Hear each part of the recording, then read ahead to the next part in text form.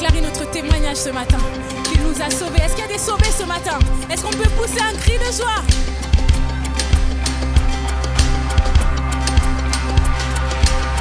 J'ai vu l'ennemi s'effondrer, l'obscurité se dérober. Malgré tout, un mystère reste insaisissable. Mon nom est écrit là dans le ciel. On déclare.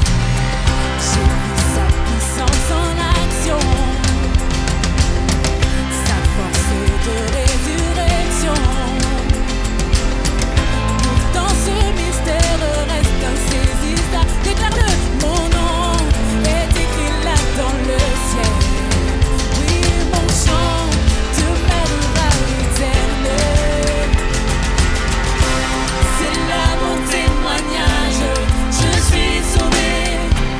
Sa grâce a changé ma vie, je chanterai. Par Jésus mon rédempteur, justifié. Voilà mon témoignage, voilà mon témoignage.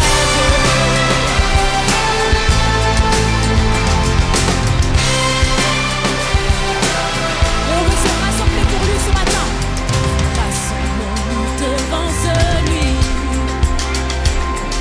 qui par son sang nous a franchis.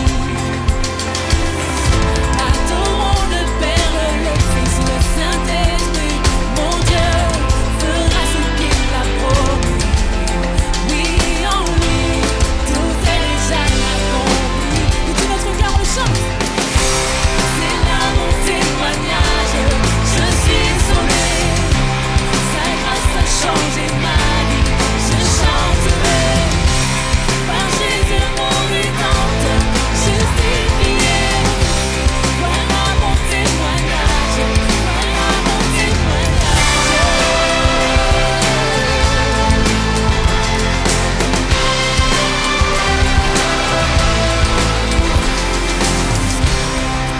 Amen, on va déclarer le meilleur est à venir. On chante ensemble. Tant que je vis, tu agis. Le meilleur est à venir. Oh, je le crois. Tant que je vis, tu agis. Le meilleur est à venir. Oh, tant que je vis, tu agis. Le meilleur est à venir. Le meilleur est à venir. Oh, je le crois. Tant que je vis, tu agis. Le meilleur est à venir. Oh, je le crois.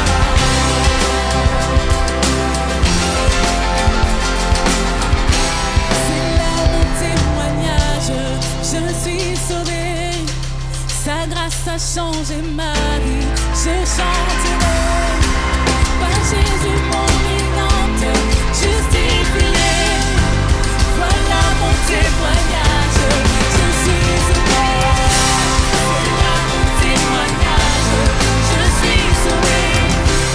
Sa grâce a changé ma vie, je chanterai.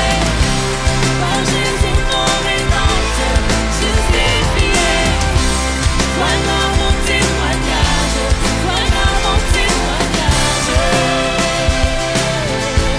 Voilà mon témoignage. Je suis sauvé.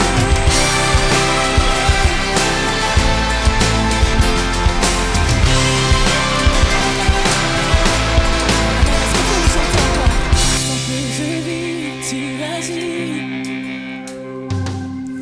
Le meilleur est à venir. Oh, je le crois.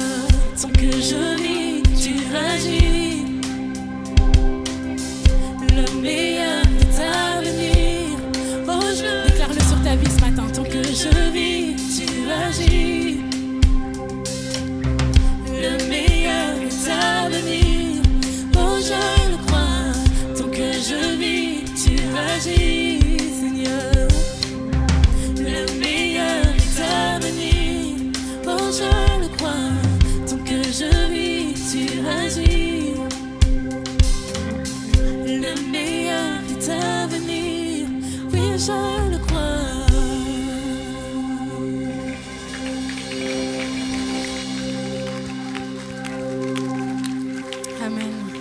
t'invite à venir quand on est ancré en Jésus et c'est son nom qu'on veut déclarer encore ce matin. On veut chanter qu'il n'y a pas d'autre nom que le nom de Jésus, qu'il n'y a pas de plus beau nom que son nom.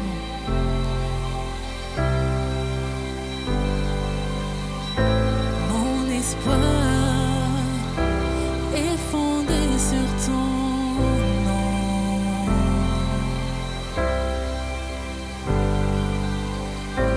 Ma victoire fut la tienne à la croix.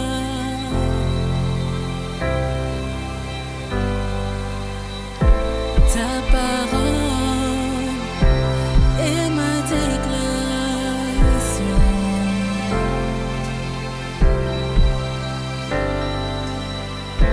Ta promesse est la raison de ma foi. Il n'y a pas d'autre Dieu que toi, aucun autre nom n'est comparable à celui qui a sauvé mon âme. Jésus, tu es roi des rois. Et on veut déclarer notre assurance ce matin. J'ai l'assurance que tu me répondras. J'ai l'assurance en toi, Jésus. J'ai l'assurance que tu guideras mes pas.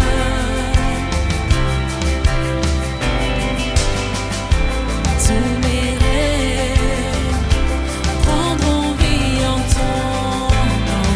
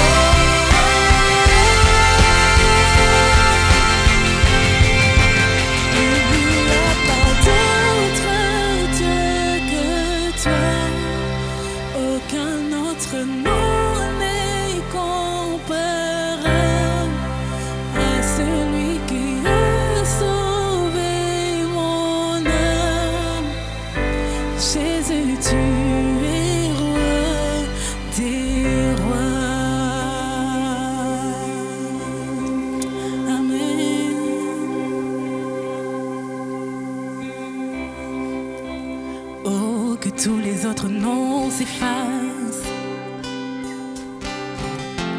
Oh, que tous les autres noms s'effacent pour qu'il n'y ait que toi. Oh, que tous les autres noms s'effacent. Jésus prend ta place. Jésus prend ta place. On le déclare ensemble ce matin. Oh, que tous les autres noms s'effacent. Oh, que tous les autres noms s'effacent pour qu'il n'y ait que toi. Oh, que tous les autres noms s'effacent. Jésus prend ta place. Jésus prend ta place. Que tous les autres noms s'effacent. Oh, que tous les autres noms s'effacent. Que tous les autres noms s'effacent. Déclare. Oh, que tous les autres noms. Pour qu'il n'y ait que toi, Jésus. Qu'il n'y ait que toi. Oh, que tous les autres noms s'effacent. Jésus prend ta place. Jésus prend ta place. Tous les autres noms s'effacent. Oh, que tous les autres noms s'effacent. Que tous les autres noms s'effacent. Oh, que tout pour qu'il n'y ait que toi, Jésus. Pour qu'il n'y ait que toi. Oh, que tous les autres noms s'effacent. Jésus prend ta place. Jésus prend ta place. Il n'y a pas d'autre Dieu que toi. Aucun autre nom n'est comparable à celui qui a sauvé mon âme. Jésus, tu es. Il n'y a pas d'autre nom que Jésus. Il n'y a pas d'autre Dieu que toi. Aucun autre nom n'est comparable à celui qui a sauvé mon âme. Jésus, tu es roi des rois. Amen. Amen. Jésus, tu es le roi des rois. Il n'y a pas d'autre nom sur lequel nous pouvons nous confier que le tien. Et ce matin, toute ton Église veut juste te dire merci. Merci pour ton sacrifice à la croix. Merci pour qui tu es. Merci parce que toi seul es digne. Merci parce qu'il n'y a pas d'autre nom qui nous a été donné sous le ciel que le nom de Jésus. Et on veut juste le remercier encore ce matin.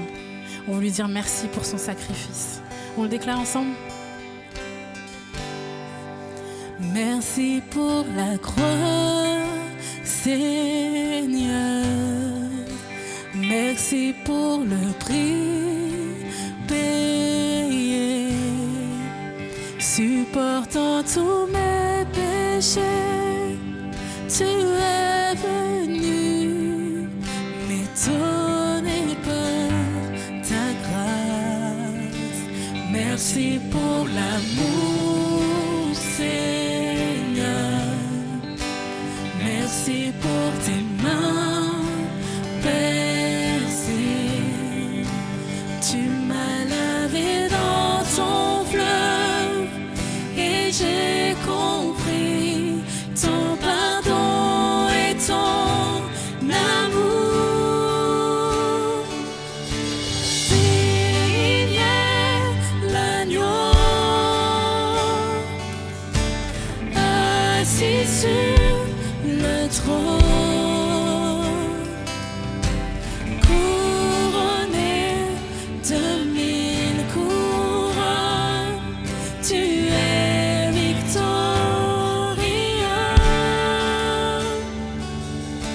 Saint élevé,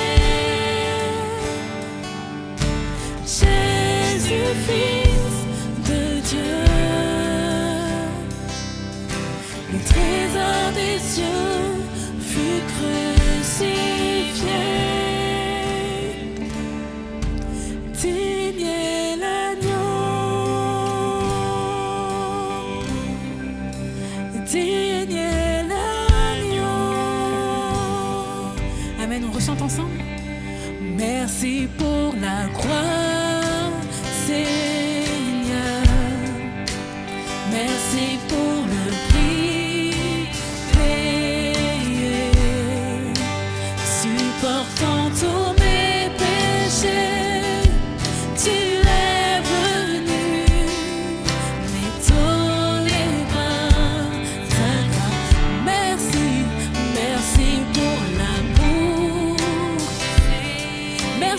tes mains, Jésus. Merci pour tes mains.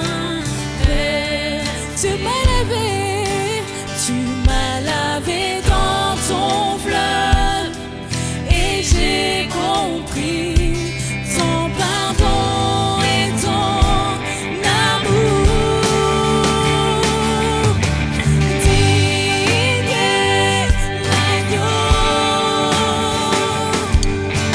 assis sur le trône, couronné de mille couronnes.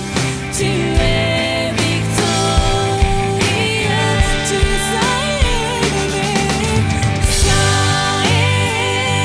élevé. Jésus, Fils de Dieu, le trésor des cieux, le trésor des cieux, fut crucifié. Digne est l'agneau, digne est l'agneau. Oui, digne es-tu, digne est l'agneau, assis sur le trône et couronné de mille couronnes. Tu es victorieux, ça élevé. Jésus, c'est toi, Jésus, Fils de Dieu, le trésor des cieux fut crucifié.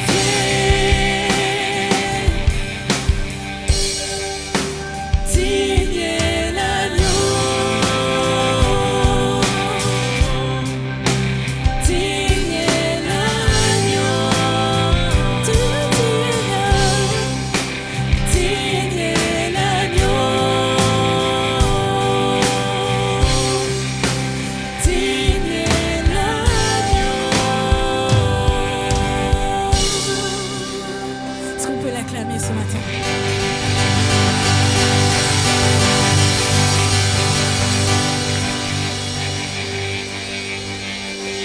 Allez, plus fort que ça, les amis. Il est digne de recevoir la louange, l'adoration et tout l'honneur au siècle des siècles. Et toute l'Église dit Amen. À lui soit la gloire. Bienvenue à tous, bienvenue à l'Église Espoir. Et aujourd'hui, c'est un jour particulier et on veut souhaiter une bonne fête à toutes les mamans, futures mamans. Vraiment, soyez bénis. Vous aurez un petit cadeau à la sortie. Vous allez, oui, on pense toujours à vous, hein, vous le savez. On vous aime. Sans vous, on ne serait pas là. Vrai, ouais, hein, tout simplement. En tout cas, soyez les bienvenus. Merci à tout le groupe de louanges. Est-ce qu'on peut les encourager, s'il vous plaît? Clarisse et toute son équipe pour ce moment. Merci à la technique aussi, à Fred, à Pierre qui est en régie vidéo. Merci vraiment à tous. Ce matin, comme c'est annoncé depuis quelques semaines, nous recevons des invités. Il s'agit de Lise et Pierre-Samuel Rouffet. Est-ce qu'on peut vraiment leur souhaiter la bienvenue? C'est le couple pastoral de l'église de Bourgoin-Jallieu, à 45 minutes d'ici à peu près. Hein, vous connaissez, hein, c'est dans l'Isère. Et ils sont en poste depuis une petite année, un peu moins, hein, c'est ça. Et ils ont été, c'est vrai, je me rappelais pas, mais j'ai été leur premier invité à venir prêcher là-bas. Ils ont pris ce risque-là. J'espère qu'ils le regrettent pas. Et déjà, en quelques mois, ils font un travail vraiment merveilleux à l'église de Bourgoin. Je le disais, hein, nous, on est heureux vraiment de tout ce qu'on vit ici. Et puis, des moments, on a un peu comment dire, le regard fixé sur nous et tout ça, mais en fait, dans tellement d'églises, il se passe une action de Dieu qui est juste incroyable, et c'est le cas à Bourgoin-Jallieu. Dimanche prochain, ils vont passer à 2 cultes. Ils sont à la recherche d'un nouveau bâtiment et tout ça. Et donc, on veut vraiment les encourager, les bénir. Et je veux vraiment laisser toute la place à Pierre Samuel pour ce moment. Allez, on l'encourage encore une fois. Et puis que tu te sentes comme à la maison, vraiment. Sens-toi libre. Sens-toi libre. Amen. Je suis à la maison. Et non, je ne regrette pas. Quelqu'un a dit non, je ne regrette rien. Donc je ne regrette pas t'avoir invité. On a vraiment été bénis par l'avenue de Mercioni à Bourgoin. On y est depuis effectivement le mois de septembre, et avant on était sur Strasbourg. Donc on a fait vraiment un gros changement. Je suis marié à Lise, et qui est avec moi aujourd'hui. On a 4 enfants qui sont au garde comme ça, mais ils sont bien pris en charge, il n'y a pas d'inquiétude. Et on bénit Dieu pour le ministère que Dieu nous a confié à Bourgoin. Très heureux d'être avec vous ce matin. Et oui, je suis vraiment en famille. Quand je vis ce que je vis ce matin, je suis en famille. Parce que qu'on soit à Bourgoin ou qu'on soit à Rive-de-Gier, on a le même Dieu.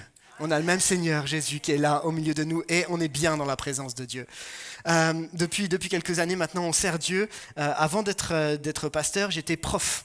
J'étais enseignant, et pendant plusieurs années, j'ai travaillé en tant que prof d'anglais. Et que dans des collèges sensibles, que dans des zones sensibles. Et puis Dieu a déposé un appel sur mon cœur depuis plusieurs années, depuis que j'ai 12 ans en fait. Et au bout d'un moment, j'ai quitté mon poste de prof, et puis je me suis engagé à plein temps dans le ministère, mais je reste un peu prof au fond de mon cœur. Donc si je prêche à un moment et que j'ai quelques habitudes de prof, ne vous inquiétez pas. Je le dis toujours, ça va bien se passer. Après, on s'y fait. Et puis, je suis marié avec Lise depuis plusieurs années. Peut-être certains connaissent ici le papa de mon épouse, ou l'ont connu, puisque c'est le pasteur Guy Bergamini, qui était le papa de mon épouse, qui est décédé en 2017. Et on travaille dans le ministère avec mon épouse maintenant depuis plusieurs années, et on se réjouit de l'œuvre de Dieu. En parallèle, mon épouse travaille aussi avec un cabinet qui prend le temps d'écouter les mamans. Alors pour cette fête des mères, ça s'appelle Confidence, et elle a l'écoute des cœurs des mamans, alors pas que des mamans, mais aussi des femmes, de celles qui ont besoin qu'on puisse partager un peu les souffrances du quotidien, mais dans une zone de confidence, une zone où on peut partager ses réalités et puis être écouté. Parfois, on n'a pas besoin forcément de parler, on a juste besoin d'être écouté. Et ça fait juste du bien. Et en parallèle, elle travaille aussi avec les Fabuleuses, que pour certains, vous connaissez, les Fabuleuses au foyer, qui est un réseau qui prend soin des mamans, qui entoure les mamans, qui accompagne les mamans derrière le burn-out maternel, qui est vraiment à l'écoute aussi de cette réalité du cœur de maman, mais qu'oublie pas les papas. Et ça, je bénis Dieu. On bénit Dieu d'être ensemble dans ce ministère. Et notre cœur, c'est vraiment un cœur de berger. On a à cœur de prendre soin les uns des autres. Et je bénis Dieu de la raison qui nous a poussé finalement à quitter Strasbourg pour venir à Bourgoin et partager notre cœur de berger avec l'église de Bourgoin. En tout cas, je suis très heureux d'être avec vous. Ça va ? Vous allez bien ? Ouais ? Super. Ça va aller. Ouais. J'aimerais vous parler ce matin d'Émilienne. Vous connaissez Émilienne ? C'est normal. C'est qui Émilienne ? J'étais pas à Bourgoin, mais dans une autre église avant que j'arrive ici. J'allais visiter Émilienne. Alors Émilienne, c'est particulier quand tu rencontres Émilienne. Parce que Émilienne, quand tu arrives chez elle, elle te passe un savon, mais elle a une force. Parce qu'en fait, tu n'es jamais venu assez la visiter. Donc j'arrive à chaque fois chez Émilienne, j'essaie d'aller régulièrement, mais bon, on fait ce qu'on peut. Et j'arrive chez Émilienne, et à chaque fois que chez Émilienne, elle m'a préparé mon petit coca, mais elle me passe un savon. Puis en même temps, elle me fait un gros câlin.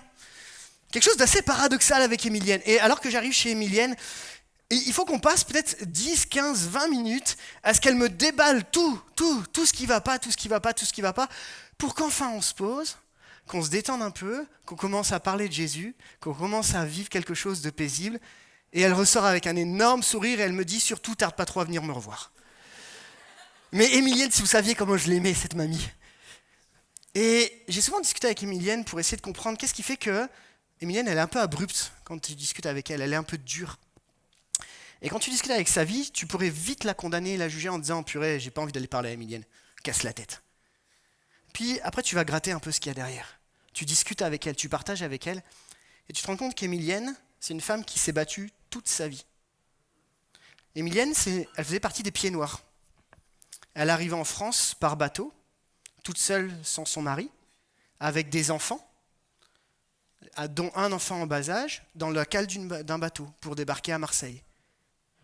Sachant que le voyage était tellement long qu'elle n'avait pas assez à manger pour ses enfants qui étaient avec elle dans le bateau. Et puis en arrivant à Marseille, il a fallu qu'elle se batte pour vivre.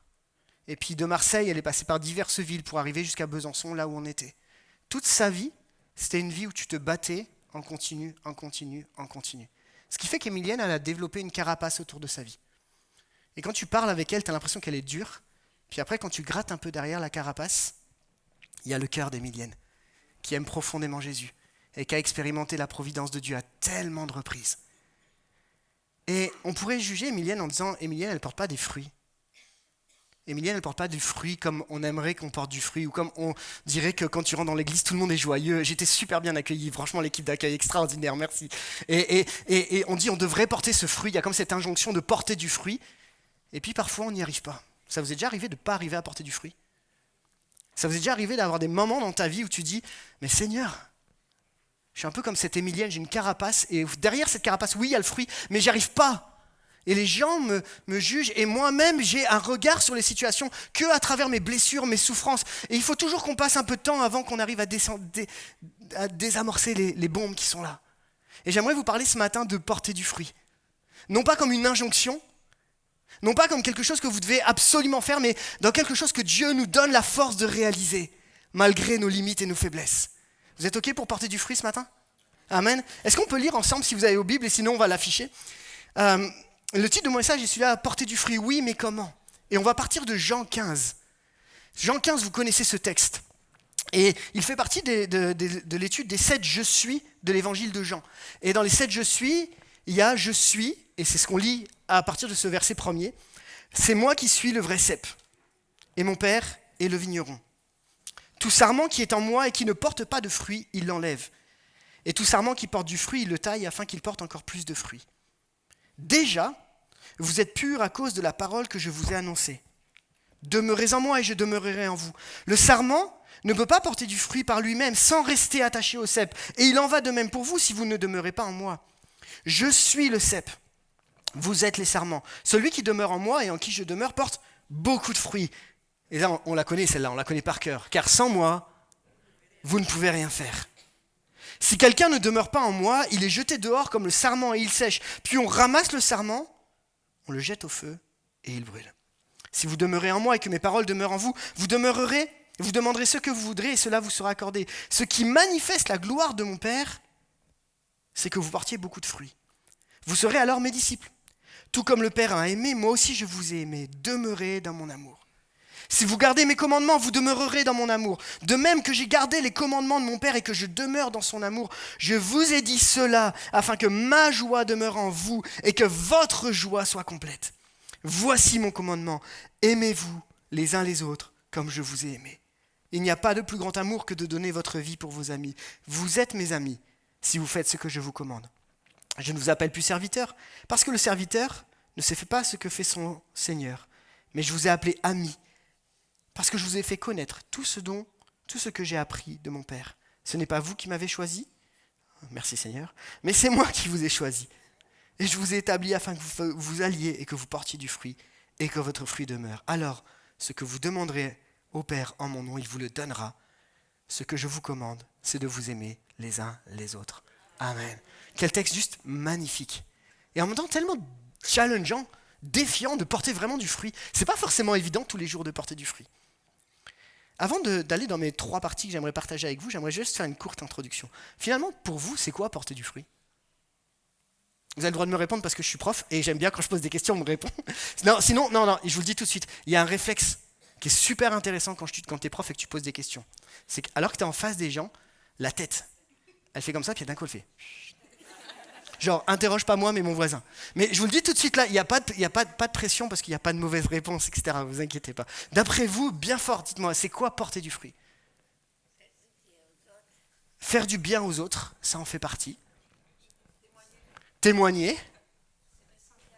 Ressembler à Christ. Bon, c'est bon, je descends, bonne journée. Mais encore.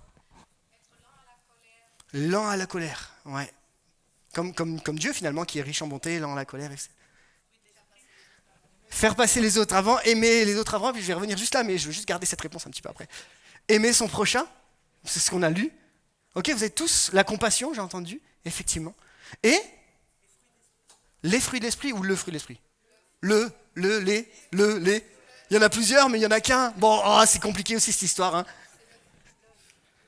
En réalité, et je veux vraiment rebondir sur ce que vous m'avez partagé, mais qui reprend aussi tout ce que vous venez de me partager, c'est que porter du fruit n'a jamais été une question de faire, mais toujours une question d'être.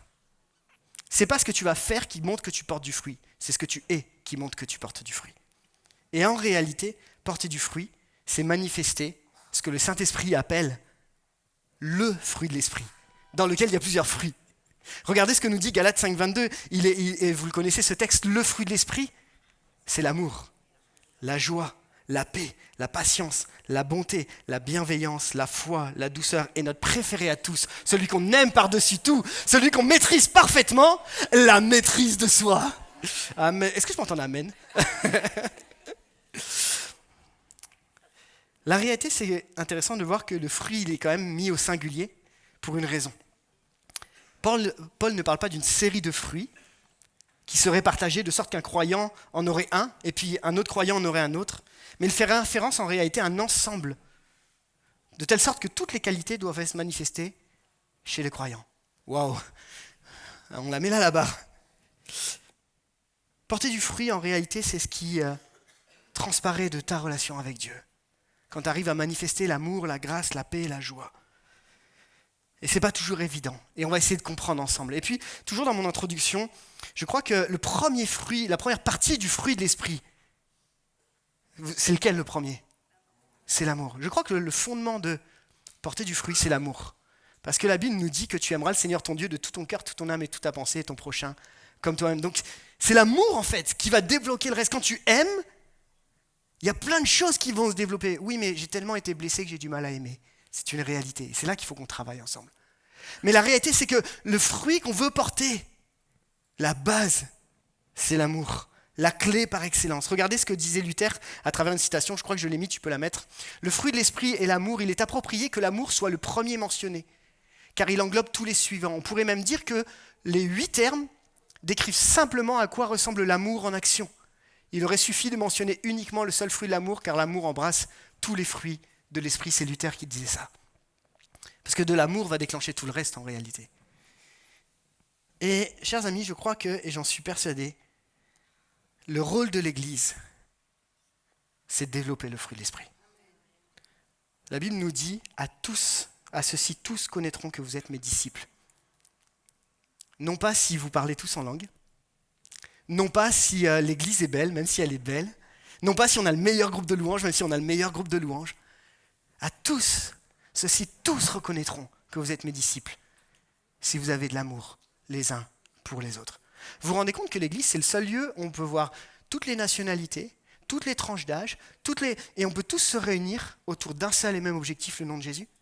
C'est ça l'Église, et c'est ça l'Église aujourd'hui. Et ce qui fait la différence, c'est que l'amour que Dieu nous a donné, on peut le manifester les uns avec les autres. Et je bénis Dieu, parce que je crois que dans l'Église, il y a de l'amour à manifester. Amen. Et on a vraiment besoin. Et je crois que le fondement pour l'Église, c'est qu'on soit une Église qui aime par-dessus tout. Les gens ne reconnaîtront pas si vous avez fait des belles œuvres, mais ils reconnaîtront s'ils ont été aimés. Parce que c'est ce que Jésus a fait le premier pour chacun d'entre nous. Amen. Alors, aimons-nous les uns les autres. Et quelqu'un disait, avec les uns c'est facile, c'est avec les autres que c'est plus compliqué. On a un vrai défi, les amis, non? Permettez-moi de continuer sur ma lecture de ce texte qu'on a partagé ensemble. Il y a 3 types de situations qu'on va voir dans le texte qu'on a lu. On y va ensemble? Première situation, tu peux afficher la slide. Il y a au verset 2, celui qui est attaché, mais qui ne porte pas de fruits. Non, d'ailleurs c'est une erreur, c'est celui qui n'est pas attaché et qui ne porte pas de fruits. Non? Pardon. C'est bien ce que j'ai mis. Verset 2, celui qui est attaché, mais qui... C'est pour voir si vous suivez. C'est le côté prof. Alors, je vous le dis tout de suite, les profs, ils ont toujours ce réflexe. Genre, ils font une erreur, et ils te disent, c'est de ta faute. C'est toi qui n'as pas suivi. Non, des fois, on fait des erreurs. Le verset 2, c'est celui qui est attaché, mais qui ne porte pas de fruit. Le verset 2, on a aussi celui qui est attaché et qui porte du fruit. Et le verset 6, on a celui qui n'est pas attaché. On les redit ensemble. Celui qui est attaché, mais qui ne porte pas de fruit. Celui qui est attaché et qui porte du fruit, et le verset 6, celui qui n'est pas attaché. Il n'est pas attaché au cep. Souvenez-vous, dans l'image, le cep, c'est Jésus, Dieu et le vigneron, les sarments, c'est nous. Tu peux appeler ton voisin Sarment, il serait très heureux de... Bonjour Sarment. Quand tu ne sais pas son prénom, on ne sait jamais. J'aimerais juste parler de ce premier point, cette première situation, et je vais prendre d'abord le verset 6 de celui qui n'est pas attaché. Que nous dit le texte ? Vous vous souvenez de ce que nous dit le texte ? Si quelqu'un ne demeure pas en moi, il est jeté dehors comme le sarment, il sèche, puis on ramasse les sarments, on les jette au feu et ils brûlent. Et j'aimerais te dire cette phrase qui est importante. Les fruits que tu portes sont forcément liés au cep auquel tu es attaché. Pourquoi je dis ça ? Parce que la réalité, c'est qu'ici, il y a plein de chrétiens au milieu de nous, et il y a des saisons dans nos vies où on porte du fruit qui ressemble au cep auquel on est attaché. Et de quel exemple il nous est fait référence quand on parle du cep et du vigneron, etc. Vous savez que quand Jésus parle, il parle toujours intentionnellement, donc il sait pourquoi il dit les choses. Qui est la première vigne de l'Éternel ? Ça vous dit quelque chose ? Pour ceux qui suivent. Israël. Israël est la vigne de l'Éternel. Regardez ce que dit ce texte. C'est dans Ésaïe, chapitre 5, verset 1er. « Je chanterai à mon bien-aimé le cantique de mon bien-aimé sur sa vigne. Mon bien-aimé avait une vigne sur un coteau fertile. Il en remua le sol, ôta les pierres, mit un plan délicieux, bâtit une tour au milieu d'elle. Il creusa aussi une cuve, puis il espéra qu'elle produise de bons raisins. Mais elle en produit de mauvais. Maintenant donc, habitants de Jérusalem, hommes de Juda, soyez juges entre moi et ma vigne. Qui avait-il encore à faire à ma vigne que je n'ai fait pour elle ? Pourquoi quand j'ai espéré produire de bons raisins, elle a produit de mauvais ? Je vous dirai maintenant ce que je vais faire à ma vigne. J'en arracherai la haie pour qu'elle soit broutée. J'en abattrai la clôture pour qu'elle soit foulée aux pieds. Je la réduirai en ruine et elle ne sera plus taillée ni cultivée. Les ronces et les épines y croîtront. Je donnerai mes ordres aux nuées afin qu'elles ne laissent plus tomber la pluie sur elles. La vigne de l'Éternel des armées, c'est la maison d'Israël. Et les hommes de Juda, c'est le plan qu'il chérissait. Il avait espéré de la droiture et voici du sang versé, de la justice et voici des cris de détresse. C'est dur, hein ? Ce qui s'est passé, c'est que Dieu avait choisi cette vigne, il l'avait entourée, il l'avait préparée. Et puis, il y a eu un échec. Et puis, il y a eu un abandon. Et puis, il n'y a plus de fruits. Et puis, il y a des choix qui ont été faits. Et en réalité, il y a eu un détachement. Détachement de Dieu, détachement du cep. Ils se sont tournés vers l'idolâtrie. Et puis, ce qui s'est passé, c'est qu'au bout d'un moment, ils se sont complètement détachés.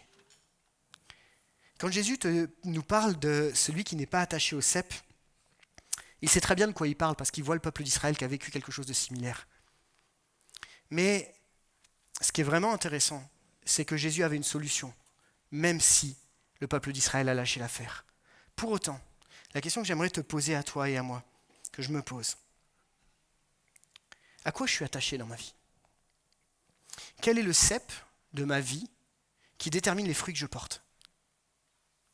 Qu'est-ce qui fait que le fruit qui va se dégager de ce que je suis montre que j'appartiens à Jésus. Je reviens à Émilienne. J'aimais beaucoup Émilienne. Mais toute une partie de sa vie, son cep, c'était ses blessures.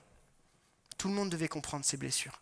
Tout le monde devait comprendre. Tout le monde devait se soumettre à ce qu'elle avait vécu. Et je l'entends. Je ne la juge pas, je ne la condamne pas. Et notre objectif à chaque fois qu'on était ensemble, c'est de dire, ok, on va entendre les blessures, puis après on va se tourner vers Jésus qui pense les blessures. On a des ceps dans nos vies sur lesquels on est attaché.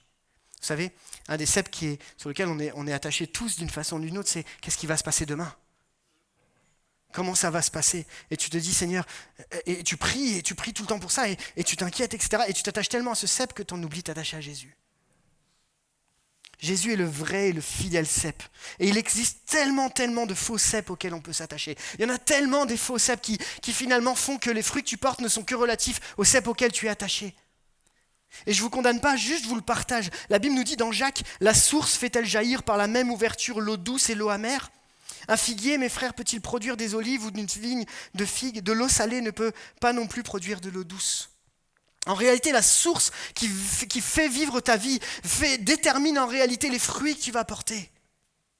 La façon dont tu te nourris au quotidien détermine les fruits que tu vas porter. Si tu t'entoures que de gens qui pensent comme toi, qui réfléchissent comme toi, qui vont toujours dans ton sens, jamais tu changeras. Mais quand tu décides de t'attacher au cep, il y a autre chose avec Dieu. Il y a quelque chose de possible. Et je sais que parfois c'est pas facile dans la vie. Je sais qu'on a des épreuves. Mais j'aimerais juste me poser la question, Seigneur, à quel cep moi je suis attaché ? Et parfois tu peux être dans l'église depuis des années sans être attaché au cep qu'est Jésus. Ça ne veut pas dire que tu es mauvais. Ça ne veut pas dire que tu es méchant. ça veut juste dire que le cep sur lequel tu t'attaches n'est pas forcément le bon. On peut être attaché au cep de la religion, les amis. Aïe, c'est dur.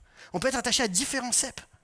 Et tous ces ceps, en fait, vont t'amener juste à produire des fruits que tu aimerais qu'ils soient différents, mais en fait, en réalité, qui sont simplement ce qu'il y a au fond de ton cœur. Et le premier message que j'aimerais te laisser, c'est Dieu nous dit demeurer attaché au cep.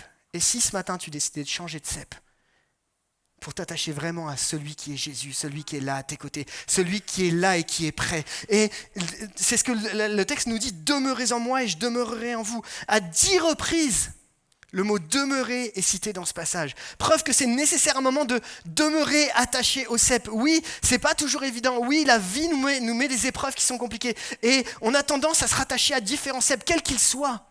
Mais Jésus, ce matin, veut juste te dire, ami, parce que je t'appelle plus serviteur, ami, s'il te plaît, reviens au cep, reviens à Jésus, reviens à lui. Tu sais, quand tu décides de changer de cep, il y a forcément quelque chose qui s'en découle. Et quand tu changes de cep, en fait, la sève, elle peut à nouveau couler. Et je sais que ça fait peut-être des années où tu sens qu'il y a une sécheresse dans ta vie. Et tu es comme bloqué, tu te dis, mais il me manque un truc. Et cette saison de sécheresse, elle est là, mais simplement parce que pendant un temps de ta vie, tu as juste oublié Dieu. Tu as oublié Jésus. Tu t'es détaché du cep. Et Jésus n'est pas là en train de te dire, c'est pas bien.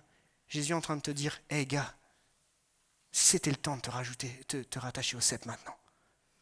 Amen. Et je voudrais vraiment que tu gardes, quand tu t'attaches au cep. Pourquoi ? Parce que quand tu es attaché au cep, il y a la vie qui coule. Et je crois que Dieu est un Dieu de vie. Et pas la vie forcément bio, c'est-à-dire la vie physique, mais la vie Zoé, cette vie qui donne, qui donne, et qui donne, et qui donne. Amen. Alors, mon premier point est celui-ci, reste attaché au cep, malgré tout. Amen. On continue ensemble ? La deuxième situation, vous vous souvenez ? La deuxième situation, c'est malgré mon attachement au cep, je ne porte pas de fruits. C'est assez étrange cette histoire. Regardez ce que dit le texte. Tout sarment qui est en moi et qui ne porte pas de fruits, il l'enlève. Alors, on va essayer de comprendre un peu cette histoire. On a bien compris que la première, quand tu n'es pas attaché à Jésus, fondamentalement, c'est fini. Enfin, tu ne peux pas avoir de vie autre chose que si tu es attaché à Jésus. Là, on n'est pas dans le même cas, vous êtes d'accord ? Vous êtes d'accord que là, la personne, elle est bien attachée au cep.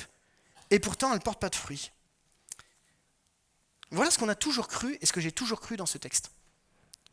Moi, la façon dont je lis ce texte, c'est que tout sarment qui est en moi et qui ne porte pas de fruits, Dieu l'enlève. Est-ce que quelqu'un a une autre traduction dans sa Bible ou a déjà vu un autre mot que enlever ?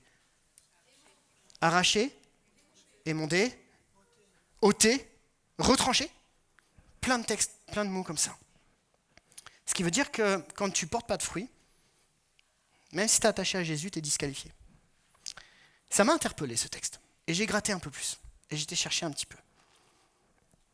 Le terme qui est utilisé ici, pour celui qui ne porte pas de fruits, il l'enlève, c'est le mot airo. Je ne parle pas grec. Mais c'est quand même intéressant de voir les mots qu'il y a derrière. Regardez ce que nous dit airo. Airo, c'est quoi ? C'est élever, soulever ou lever. Depuis le sol, c'est élever les mains. À l'époque, la vigne n'était pas plantée comme elle n'est chez nous aujourd'hui. Les coteaux de vigne aujourd'hui, chez nous, sont bien rangés, avec des fils. Moi, j'ai travaillé pendant des années dans les vignes de Champagne. Et je faisais ce qu'on appelle le palissage. Le palissage, c'est, tu prends des fils, tu resserres, tu mets une agrafe, un petit bout de plastique, et tu mets la vigne droite. Parce que la vigne de Champagne est toujours très droite, puis ensuite, elle est coupée et elle est taillée avec des gros tracteurs qui sont adaptés à ça. La vigne, telle qu'on la connaît, si vous marchez aujourd'hui autour d'ici, je sais qu'il y a des vignes autour d'ici, me semble-t-il, hein, et il y a des vignes qui sont bien rangées. Mais les vignes de l'époque n'étaient pas pareilles. Les vignes de l'époque, en fait, elles traînaient par terre. Elles n'étaient pas rangées de la même façon. Et il arrive que certaines branches qui traînaient par terre ne portaient pas de fruits. Pourquoi ? Parce qu'elles traînaient par terre. Que faisait le vigneron à ce moment-là ? Le vigneron prenait un bâton en forme de T ou de U comme ça, ou de Y à peu près. Il prenait la vigne comme ça, il relevait la branche, mettait son bout de bois dessus et la relevait. Pourquoi ? Pour qu'elle soit plus proche du soleil et qu'elle porte plus de fruits. Ça m'a bouleversé en fait. Parce que j'ai toujours cru que si je ne portais pas de fruits, Dieu allait me retrancher. Alors que ce n'est pas ça que le texte dit. Le texte dit une chose qui est extraordinaire pour ta vie. c'est que tu as peut-être été complètement brisé par les circonstances. Tu as peut-être une vie qui est brisée de partout, pourtant tu as toujours été attaché à Jésus, tu as toujours prié. Tu as peut-être des blessures qui sont plus que jamais, et pourtant tu pries. Je pense à toutes ces mamans dans cette fête des mamans, qui sont écrasées par la charge mentale et qui cherchent toujours 5-10 minutes pour quand même aller chercher un temps pour lire la Bible, même si c'est aux toilettes. Je pense à tous ces papas qui donnent et qui donnent et qui donnent. Je pense à ces mamies qui sont épuisées comme Emilienne.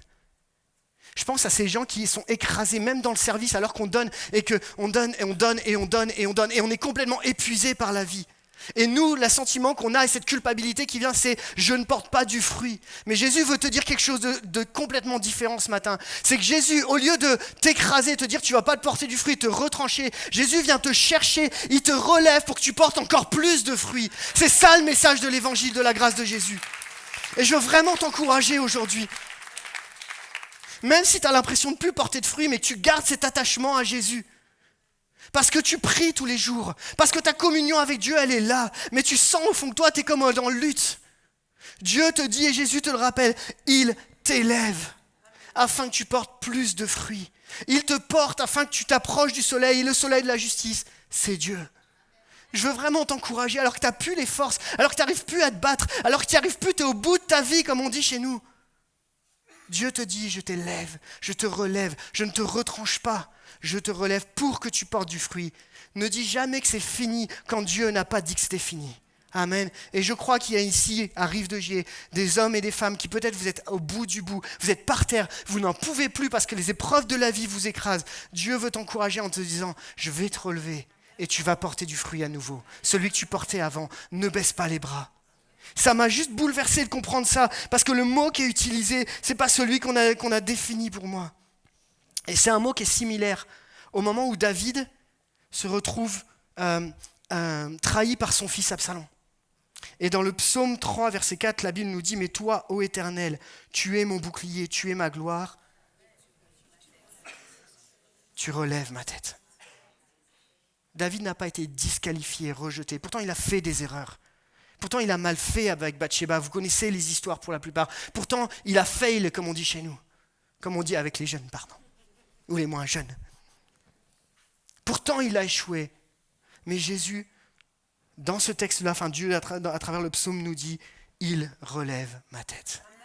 Et c'est un encouragement que j'aimerais te dire, même si tu as été trahi, même si tu as été abandonné, même si tu as été rejeté, même si la charge du quotidien, elle n'est plus là, je sais qu'il y en a beaucoup qui sont fidèles dans leur relation avec Dieu. Et je vais vous dire, pour vraiment être honnête avec vous, avec Emilienne. Parce qu'Emilienne, je la kiffe. Vraiment, je l'aime, Emilienne. Mais pour être vraiment fidèle avec Emilienne, c'est que quand on se retrouvait ensemble, on priait ensemble, on cherchait, on lisait des versets et on s'encourageait, parce que je crois que c'est souffrance en réalité. Quand elle se rattachait, quand elle revenait au cep, Jésus l'élevait et elle portait du fruit. Et on a béni Dieu de moments où elle me disait, tu sais, PS, je ne sais pas comment je PS, tu sais, Pierre Samuel, PS. Et elle me disait, tu sais, PS, moi je ne sais pas à quoi je sers dans l'église. Bah oui, tu es chez toi, tu ne peux pas te déplacer, il y a trop de monde à l'église, c'était compliqué. Et alors, je disais, Emilienne, qu'est-ce que tu aimes faire ? Elle dit, moi j'aime bien encourager les gens. Elle dit, j'aime bien écrire des cartes. Bah, elle a eu le ministère de la carte postale. Et à travers ses lettres, elle encourageait. Je ne sais pas si c'est des fruits de l'esprit, des dons de l'esprit, là, je sais pas si. Mais je crois que le ministère de la carte postale, il a vraiment fait du bien. Parce qu'elle a encouragé, elle a commencé à écrire des lettres. Et elle les a envoyées avec son petit timbre là, comme ça. Parce que Dieu lui a fait confiance, parce que Dieu ne disqualifie pas. En réalité, si tu prends l'histoire d'avant, quand nous on se détache du cep, on est naturellement disqualifié parce que nous-mêmes on choisit de ne pas appartenir à Jésus. Mais dans la deuxième saison de vie, dans cette histoire-là, Jésus ne disqualifie pas, le vigneron ne disqualifie pas. Au contraire, il te porte pour que tu portes plus de fruits. Amen. Je termine avec mon troisième et dernier point, qui est celui qu'on aime peut-être un peu moins, mais qui est quand même nécessaire. Alors que je faisais le palissage, j'ai eu l'occasion de travailler dans la vigne, et un jour mon patron, je ne sais pas pourquoi il m'a embauché mon patron. Franchement, les vignes, c'était pas mon truc. Mais il me prenait tous les ans. Bon, bah écoute, pendant 6 ans, j'ai travaillé tous les étés. Et puis un jour, il m'a dit, écoute, viens voir ce que c'est la taille en hiver. Alors la taille en hiver, dans les vignes de Champagne, c'est des vignes qui sont assez basses. Et en fait, on taille au niveau du pied. Ils ont un sécateur électrique avec une batterie derrière. Et tu t'assois sur un siège comme ça. Et puis il y a des roues. Je sais pas, il y en a qui travaillent dans la vigne ou qui ont déjà travaillé dedans ? Ouais, bon, vous avez déjà peut-être vu ça. Alors, donc, tu as un tout petit siège comme ça, tu es assis. Et moi j'ai un avantage, c'est ma taille. Tu vois, je suis déjà plus bas, déjà, ça aide. Et du coup, en fait, tu passes à travers chaque pied et tu tailles. Mais en fait, il ne faut pas que tu tailles les mauvais. Parce que si tu coupes celui qui va faire naître la vigne d'après, ben en fait, tu viens juste de détruire le pied, en fait. Donc j'ai dit à mon patron, écoute, je regarde, mais je ne fais pas. Voilà, je veux vraiment respecter ton travail. Quand tu sais que c'est son travail de tous les jours, tu le respectes. Mais il m'a montré aussi pourquoi on taillait celui-là et pas celui-là, pourquoi on coupait. Et ça ne me parle pas plus que ça, mais j'ai essayé de respecter ce qu'il m'avait dit. Et il me disait quelque chose de très important, il dit, si tu tailles pas, en fait, il y a plein de plantes qui vont pousser dans tous les sens. Et en réalité, elles vont tellement pousser dans tous les sens qu'elles vont finir par étouffer le bon plant. La bonne branche. Pourquoi ? Parce que les feuilles qui vont pousser, parce que souvent c'est des branches qui vont pousser mais qui ne produisent pas de fruits du tout, et il y a des feuilles, et les feuilles elles étouffent ceux qui doivent prendre du fruit. Et donc il dit, tu es obligé de tailler. Et si vous passez dans les vignes de Champagne en hiver, ben vous avez juste une branche comme ça. Maintenant, pour nous spirituellement, ça veut dire quoi ? Tout sarment qui porte du fruit, il le taille afin qu'il porte encore plus de fruits. On peut voir Dieu comme un Dieu qui est méchant parce qu'il taille. Ou on peut voir Dieu comme un Dieu fondamentalement bienveillant et un Père aimant qui sait ce dont on a besoin. Et c'est comme ça que moi je le vois. Le vigneron, quand il coupe sa vigne, je peux vous assurer qu'il ne la détruit pas parce qu'il sait ce que ça va lui rapporter. Le mot tailler, c'est comme nettoyer. Je vous propose 2 citations. Tu peux y aller sur la slide suivante. Le bois mort est pire que l'absence de fruits car le bois mort peut abriter des maladies et de la décomposition. Dieu enlève le bois mort de son Église et discipline la vie du croyant afin qu'elle soit orientée vers une activité fructueuse. Et un autre commentaire nous dit, s'il est douloureux de saigner, il est pire de se flétrir. Mieux vaut être taillé pour croître que coupé pour être brûlé. Et vous savez, quand on commence à porter du fruit, il y a plusieurs dangers qui sont là. Quand ça commence à bien marcher, quand l'Église fonctionne, il y a plusieurs fruits et ça porte du fruit. Et à un moment, Dieu a besoin de faire un arrêt sur image. Vous avez déjà vécu ce stop ? Je ne sais pas jusqu'à quelle heure j'ai pas regardé. Encore ça va ? Ok. Et je vous partage une expérience personnelle. Avant d'être à Bourgoin-Jallieu, on vient de l'église de Strasbourg. Là, on a eu l'occasion de rencontrer Jérémy Besnard, qui est venu nous voir, qui nous a bénis aussi à travers la formation, à travers la louange, et on est très heureux de l'avoir. Et je viens de l'Épi à Strasbourg, qui est une église, une grande église, avec 800 personnes, et on est une équipe pastorale, et vraiment on vit des temps vraiment, vraiment de qualité. Et quand j'étais là-bas, je me suis engagé dans plein de domaines, vraiment plein d'actions. J'étais donc pasteur de l'église, responsable enfance et jeunesse. J'étais aussi vice-présidente de l'entente des églises évangéliques de Strasbourg. J'étais à ce moment-là directeur Move, pour ceux qui connaissent Move, l'association qui s'occupe des jeunes dans les assemblées de Dieu. J'étais président d'ADN encore, pour ceux qui connaissent ADN. Il y en a qui ont déjà été, les ados, je sais qu'ils sont là-bas, mais on connaît ADN et les rassemblements, est-ce que ça provoque ? Donc j'étais président d'ADN. En fait, j'avais plein de casquettes. Vraiment. Et puis accessoirement, j'étais papa, j'étais mari, j'avais 4 enfants. En fait, j'étais tellement sur plein de trucs que j'étais pas bon nulle part. Même si les gens ne le voyaient pas, moi, au fond de ma vie, j'étais sec.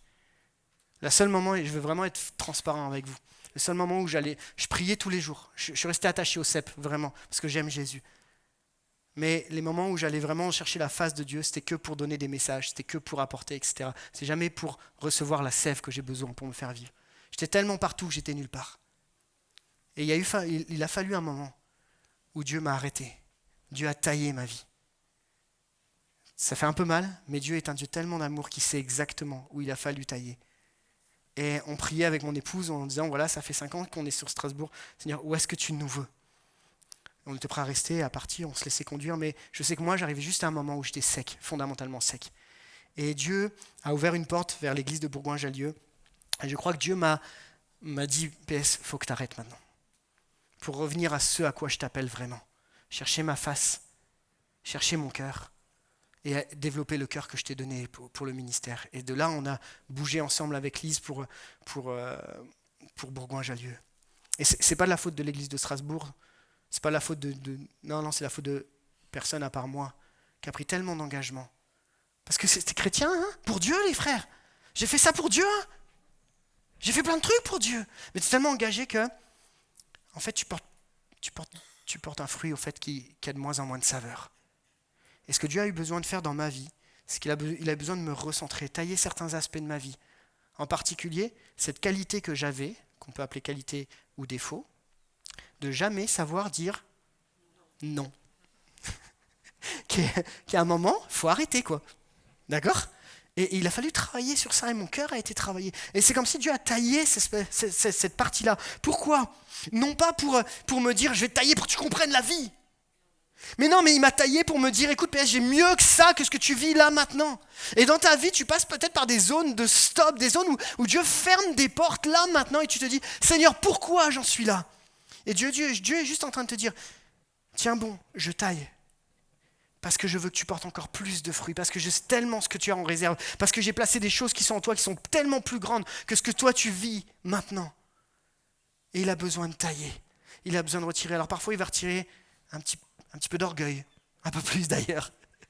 Parfois il va travailler la patience, la maîtrise de soi, les différentes parties du fruit de l'esprit. Parfois il va travailler, il va te mettre et tu vas commencer à servir Dieu, puis là tu vas être avec quelqu'un. J'aurais bien voulu servir avec quelqu'un, mais pas avec lui, quoi. Et il travaille ta patience, frère. T'inquiète pas, ça va bien se passer. Non, parce que, je sais pas, bon, l'église de Rive de J est certainement l'église idéale, mais dans toutes les autres églises, on est les uns, et puis on s'achoppe les uns les autres. Parce que, on est humain, en fait. On aime Jésus, mais on est humain. Et parfois, on se frite un peu. Et puis ça travaille notre caractère. Des fois, ça taille un petit peu. Et Dieu travaille nos cœurs et nos vies. Dieu taille nos vies. Mais Dieu taille jamais. N'oubliez jamais que la taille n'a jamais pour but de te détruire, mais t'amener à porter encore plus de fruits. Je sais que ta saison de vie, elle est difficile. Tu comprends même pas pourquoi tu sers là maintenant. Tu comprends même pas pourquoi ça t'arrive. Peut-être Dieu te met un stop dans ta vie. Et t'es en plus en train de dire c'est l'ennemi qui m'arrête. Non, c'est pas toujours l'ennemi qui t'arrête. Parfois l'ennemi nous arrête, c'est vrai. Mais parfois Dieu met des stops. Parce qu'il y a un but précis. Parce qu'il y a un objectif et ça taille ta vie. Mais c'est toujours pour du mieux. C'est toujours pour que tu portes encore plus de fruits. Je ne sais pas c'est quoi les blocages de ta vie aujourd'hui. Mais je sais que Dieu affine certains traits de notre vie. Dieu veut retirer ce qui est mort en nous pour qu'on porte plus de fruits. Enlever les impuretés, supprimer la culpabilité, supprimer peut-être cette colère, ce ressentiment que tu as depuis des années. En fait, il veut juste retirer ce qui t'empêche d'avancer. Est-ce qu'on est prêt à laisser Dieu agir ? Là, c'est notre histoire. Et accepter que, même si ça taille, Dieu connaît et Dieu va nous amener. L'objectif de Dieu, qui est un Dieu rempli d'amour, riche en bonté, lent à la colère, n'a jamais été de détruire, mais au contraire, de donner vie. Et que tu portes encore plus de fruits. Dans ton service, dans tes relations avec tes collègues, dans ton boulot, dans ta relation dans le couple. J'aimerais faire un instant, juste cette parenthèse, mais tu sais, parfois dans le couple, c'est pas forcément évident. Et il y a des saisons de vie où tu es confronté à des conflits et tu te dis c'est de la faute de l'autre. Et en fait, c'est peut-être juste Dieu qui te pousse à dire bon, maintenant vous allez commencer à discuter, commencer à partager, puis régler non pas l'apparence, mais le fond du problème. Parce que Dieu veut que tu portes plus de fruits à travers ton couple. Il y a eu des moments, et on a vécu ça avec Lise, où il a fallu qu'on s'arrête vraiment et qu'on discute des vraies affaires, des vrais problèmes. Et Dieu a travaillé nos cœurs, Dieu a taillé ma vie. Je me suis fait accompagner même, les amis. Un pasteur qui se fait accompagner. Le Saint-Esprit ne fait pas tout. Le Saint-Esprit change des choses, mais on a besoin de faire notre part aussi. Et le Saint-Esprit nous accompagne dans le processus de changement. Et Dieu a travaillé mon cœur, Dieu a travaillé ma vie. J'aimerais inviter l'équipe de louange à remonter. Et il y a un chant que j'aimerais qu'on reprenne, si ça ne vous dérange pas. C'est Christ est ma seule fondation. En fait, ça fait une semaine que j'ai ce chant-là dans la tête. Et je sais que c'est ce chant-là qu'il faut comprendre ensemble. Et vous avez commencé avec ça. Si ça vous va, bien sûr. Super, merci. Et j'aimerais qu'on puisse conclure ce moment. Et ce chant nous dit « Il est le solide rocher sur lequel je m'appuie ».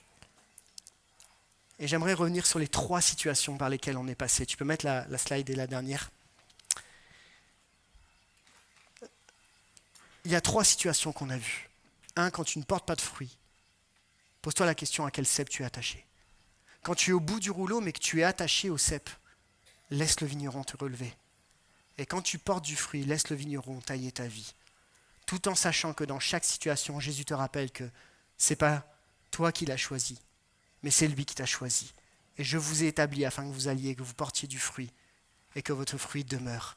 Alors ce que vous demanderez au Père en mon nom, il vous le donnera. Amen. Je vous invite à fermer les yeux ensemble.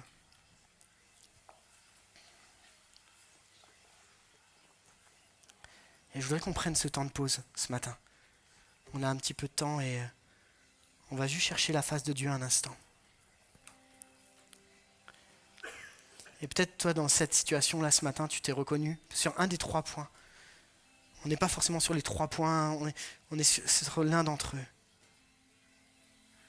Ce que je sais, c'est que le but du vigneron,